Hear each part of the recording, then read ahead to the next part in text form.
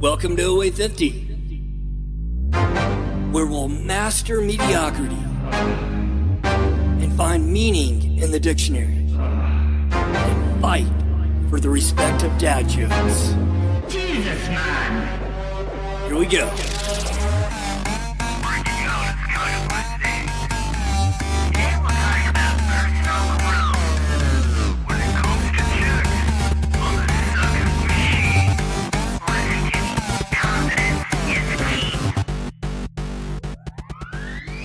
All right, welcome to the program. Today, we're going to flip some switches to what I call the monk state. I think more commonly known as being, bright, smiley, ninja-like happy. The idea is to reach that desirable state of not feeling like shit. But unlike the 10 billion other sources on how to tap that magic mana, this won't be fluff. This won't be inspirational. I don't think that's a word. What I meant to say, this won't be inspirational. These are going to be actionable switches. I mean by that are tools that can be turned on to help you improve your emotional state.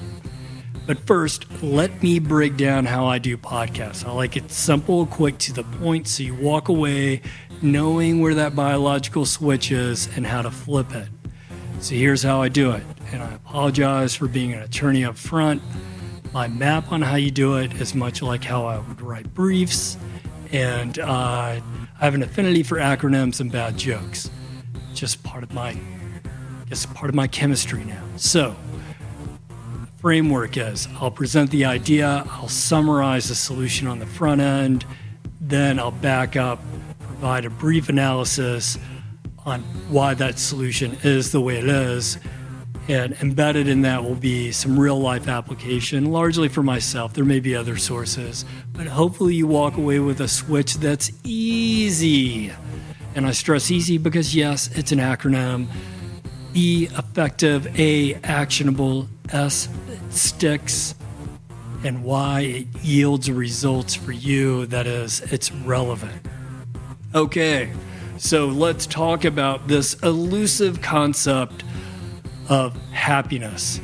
As a preliminary matter, there's just so much shit on this, from the inspirational, I got it right, which is generally worthless, to the overly technical, which is likewise worthless. Finding a filter for actionable tools, it's tough. But today what I'm going to do is I'm going to give you the four, what I feel are the four fundamental switches when you need a lift and to get you in a different state, a better state, an improved state. I'm also going to throw in a couple of switches at the end that I would call quick switches, in that if you need a boost, I think these are a couple of things you can do in the moment to help yourself out. Okay, so let's get to these four ingredients to that monk-like state. First is motion.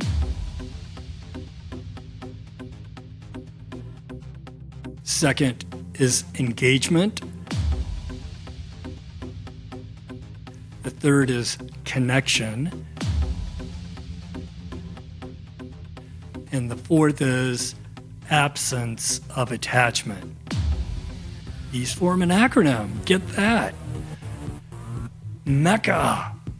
So if you got all four switches on and you're firing on all those cylinders, you're reaching your MECA of happiness.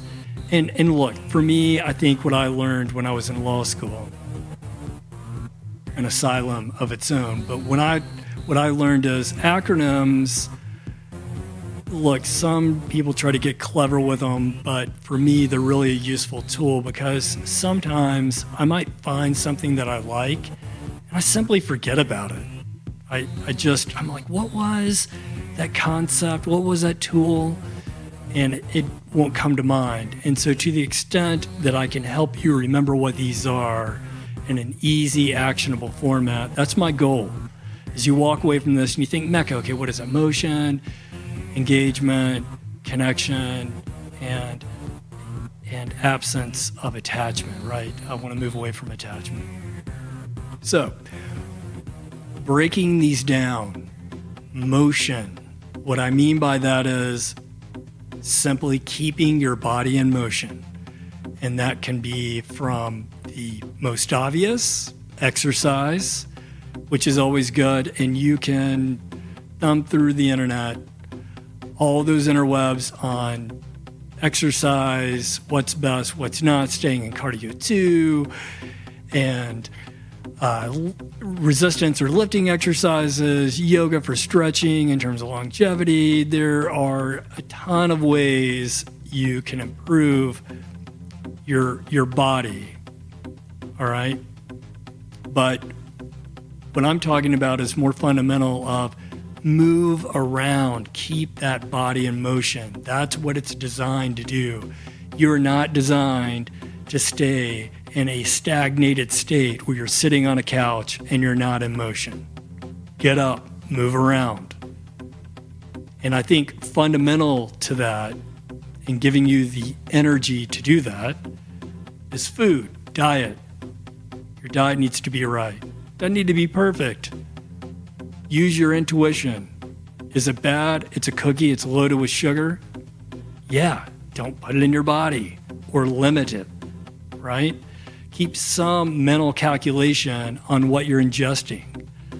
But it doesn't have to be an exact science. Just put in more good, lessen the bad. That will give you the right fuel to move your body. And it's symbiotic with movement. You move a lot, you'll want the good stuff. If you get the good stuff, you'll have a tendency to move around more. That's the way it works.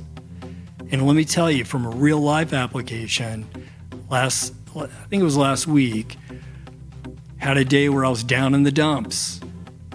Got outside, was working with my stepfather on a deck project. I can't believe he allowed me to participate. You know me, I'm not a handyman. But my body was in motion, I was outside in the sun, and it improved my state. There's no question about it. And so, get up, move. Second thing is engagement. Your mind is focused on a purpose, and you are moving towards that purpose. And I'm not talking about the meaning of life. I'm simply talking about find a task and do it. Preferably something that's enjoyable. And when you engage in it, whether it's doodling on paper, meditation, whatever it may be, you've got a purpose for what you're engaged in, and you're doing activities towards that purpose. In a more meaningful manner, you could have a professional purpose, and you're chunking the activities and subsets of that purpose to move towards goals. Or just on a personal level, engage in a hobby, engage in something where your mind is focused and you're reaching, hopefully, what some would call that flow state. The third thing is connection, and I mean authentic, quality connection with other human beings. And it doesn't just include those who are in your tight-knit personal sphere, like family and close friends. What I mean is anyone and everyone that you engage with, make it a quality connection and conversation. Avoid those negative subjects where somebody is just venting about their day. And by the way, I put together some content on the dangers, the risk of those types of conversations. But you're engaged in a quality conversation. You are learning something about them. You are giving them something in the conversation. Make it positive, make it constructive. And when you have those types of connections, they gain inertia in your life. So when you have bad moments, You have somebody you can vent to. You can be vulnerable. You can be authentic because you know that person. You're in a grocery store line. Crack a joke. Ask the cashier how they're doing and mean it. Have a desire to know that person beyond a cursory or small talk state. Small talk is just shit. Like, I hate small talk. I can't stand it. Like, if I go to a networking event and I'm engaged in some sort of small talk, I've got probably 30 minutes at best before I have to pull the ripcord and just get the hell out of here. Like, I just can't do it. I run out of fuel. So make your connections authentic. And the last one is attachment. We live in a culture where attachment is prized. Our markers of success are around attaining a bunch of shit that seem good, and they can be. They can lead to enjoyable experiences. But when you become so attached that they define your sense of happiness and personal being, that's when they become dangerous. Lose those. In fact, I would go so far as to say that if you are attached to things other than the first three switches, it's probably detrimental. So move away from that.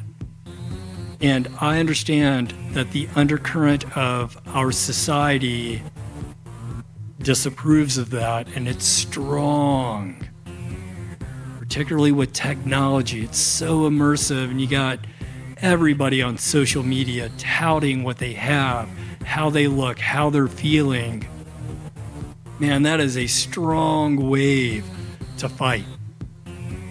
But the closer you can really move towards your authentic self and what's really important, and mitigate the temptation of those shiny objects, man, you're just going to be in a better overall state. It's just so much smoother, right? And it's something I really try to impress on my kids. It's not to avoid or, I think, try to diminish the experience of some of those fun things. They're great, but keep them in check. Appreciate the moment that you have with those things, but be prepared that they go away. All right? So you're in tune to yourself. When we put all these together, staying in motion, staying engaged, having quality connection, and really minimizing attachment, I can assure you, you will find that improved state overall. It's going to be so much better. In fact, it is a shout out to everybody out there. If you can challenge me on that, I open up the dialogue, because I truly feel that if you have those 4 things in lock, you're going to feel better all the time, and without the agitation of transient moments where your mood swings, because it always will. You can't stay locked into a good or bad mood. It's going to go away. But there's a reason for that. If we were in a biological state where all we felt was a good mood, we would know it was a good mood. We need that differentiation to appreciate it. And in those transient moments where you shift to the undesirable end, recognize it's going to go away. It will. Move your body. Get engaged with something. And I know that in those moments, the friction is high to do those things like move or engage. But if you can, do it. If not, understand that bad mood, that bad feeling will go away. It will. And when it goes away, get to those switches, because you put yourself in a better position of avoiding or at least minimizing those bad moods later and the effect they have on you. Okay, so those were the 4 fundamental switches. A couple of switches you can use in the moment. You're not going to like this one, but it works. Cold immersion, like a cold shower. In fact, if you go to the Huberman Lab podcast, Andrew Huberman, I believe he is a neuroscientist, specializes in ophthalmology out of Stanford. But he talks a lot about this great podcast. I've been listening to him for years, and he's definitely high on my checklist of good sources. And he too concentrates on actionable tools, but really gets into the science of it, which is fascinating. But he talks about cold water immersion quite a bit. And I think on his last podcast, he was saying that there's some studies out now that even what I would call a tepid temperature of like 68 makes some changes. And I know from personal experience, when I turn that knob, and it's a hard thing to do, but when I go from hot to cold and I get past that momentary shock of the cold water, it changes my state. And in fact, I wear my Apple Watch and I will watch my heart rate just drop. So it could go from 100 to 68 or 70 in no time. And then when I get out of that shower, I'm feeling that warrior-like state. I just feel calm, collect, like I could do anything. Until, of course, my toddlers come barreling around the corner and just rob me from it. But they're great. Wish I had their energy. Totally awesome. And I'll talk more about them at some point in the future. So the second quick switch, and I alluded to this with my story about motion, getting outside, is sunlight. There was a lot of emphasis on this during COVID for purposes of vitamin D and the benefits of sunlight. Man, for me, again, anecdotally, there's just no comparison. When I get out in the sun and I'm moving my body in the sun, it is so much better than being indoors. I just feel connected. There's something that changes me. And whether it's in my mind or some sort of biological precursors that are kicking in, making that change state, it's great. I see it in my kids, man. If we have a day outside, it is night and day versus a day indoors. So those are your two quick fixes if you need that burst to feel better. So you've got it. You got your MECA. You got a couple of quick fixes if you need it. Go get after it today, and I will catch you the next time.